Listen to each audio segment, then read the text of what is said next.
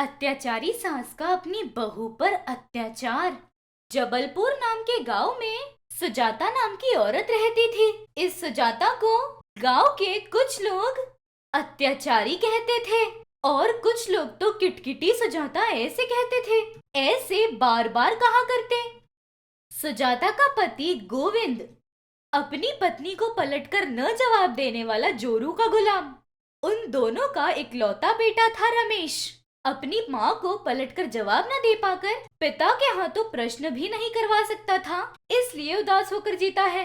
लेकिन उसे अपने माँ बाप को संभालना है, इस बात की फिक्र थी उसे। ऐसा बेटा था वो। उसी गांव में एक घर में एक कपल ऐसे बात करते हैं।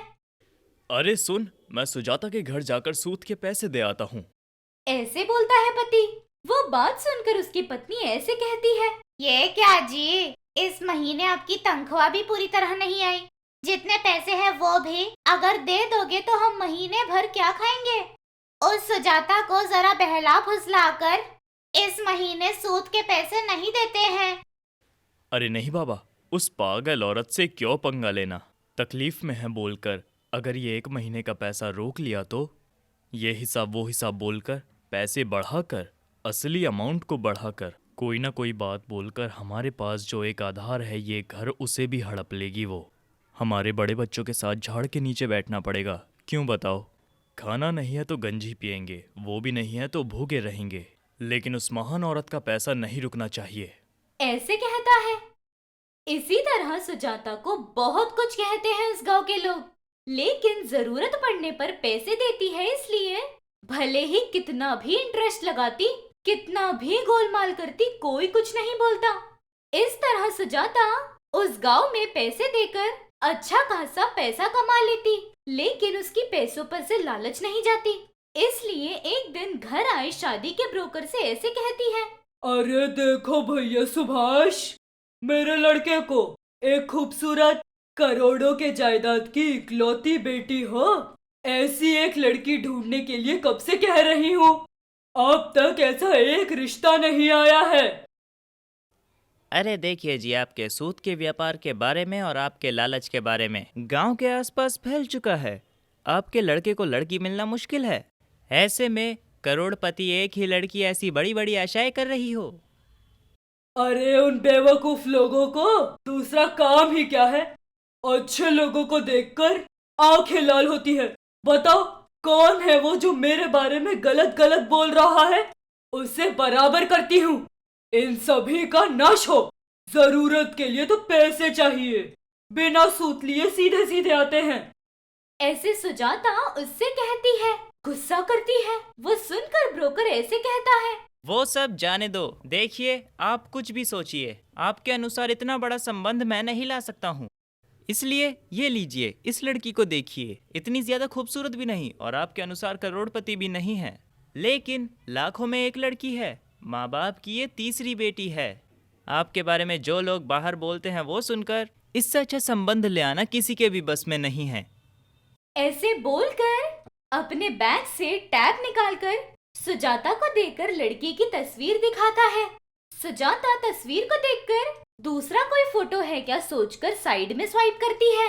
वहाँ देव कन्या जैसी एक प्यारी लड़की दिखती है। वो तस्वीर देखकर ऐसे कहती है, अरे भाई सुभाष, इतनी प्यारी लड़की छोड़कर दूसरी लड़कियों को क्यों दिखा रहे हो। इस लड़की के बारे में सब बताओ।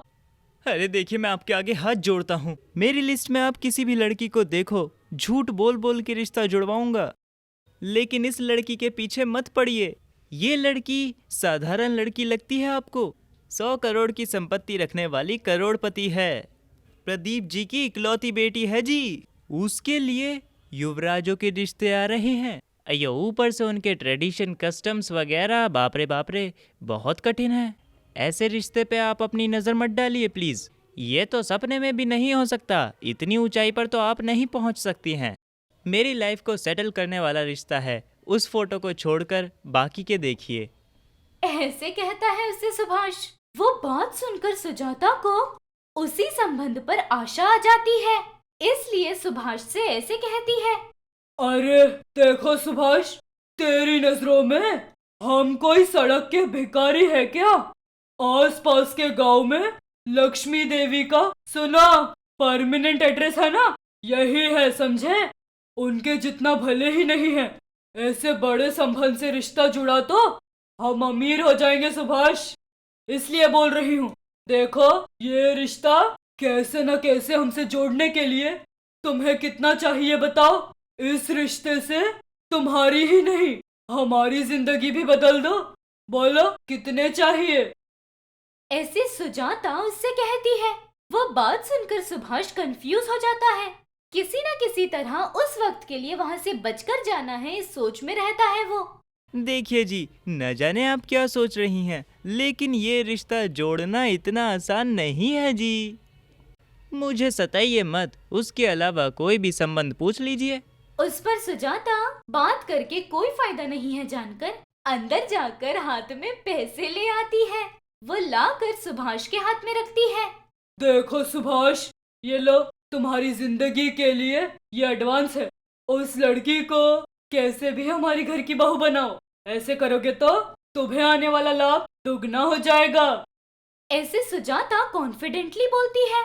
इतने पैसे देखकर सुभाष को लालच आकर दुविधा में आकर ऐसे कहता है। अरे सुजाता जी, आप तो मुझे बहुत तकलीफ दे रही हैं। लेकिन जैसा आप सोच रही हैं कि उस लड़की का इस घर की बहू बनना बहुत मुश्किल है। अयो पहले ही बताया ना, उनका राशि ट्रेडिशन वगैरह पर बहुत विश्वास है। ऐसे में मैं क्या कर सकता हूँ? ऐसे सुभाष प्रश्न करता है। उस पर सुजाता उसे ऐसे जवाब देती है। देखो सुभाष, 100 झूठ बोलकर भी शादी करवा सकते हैं। कुछ देर पहले दिखाए हुए कितने संबंध में कोई ना कोई झूठ बोलकर करवा दूंगा ऐसे कहा ना। वही झूठ अब बोलो, यहाँ पर अपना कान लाओ। ऐसे सुजाता कहती है। ऐसे करीब आए सुभाष के कान में कोई प्लान बताती है उसे। सुभाष श्रद्धा से सुनकर ऐसे कहता है। ठीक है जी, मैं पूरी कोशिश करूँगा, अब मैं चलता हूँ। ऐसे चला जाता है। ये बात होने के एक हफ्ते बाद एक दिन सुजाता अपने बेटे से ऐसे कहती है। अरे रमेश, तेरे लिए एक रिश्ता देखा है रे। लड़की और कोई नहीं, शहर में वो बिग शॉट प्रदीप जी और प्रसाद जी है ना, उनकी इकलौती बेटी। क्या बोल रही हो माँ तुम? ऐसे बड़े घर की लड़की को मुझे क्यों देंगे? अपनी आशाओं पर जरा फुल स्टॉप लगाओ माँ। हमारी हैसियत के हिसाब से छोटा रिश्ता देख लेंगे। अब क्यों बोल रहा हूँ सुनो। वो क्यों मानेंगे माँ हमारे रिश्ते के लिए? ऐसे आश्चर्य होकर पूछता है।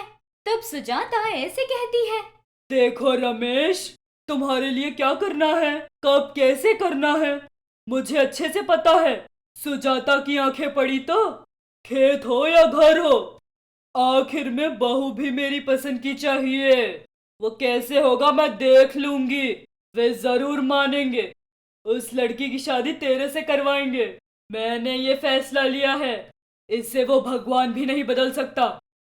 ऐसे अहंकार भरे शब्द निकालती है वो। ये शादी होकर ही रहेगी, इस बात का पूरा विश्वास था।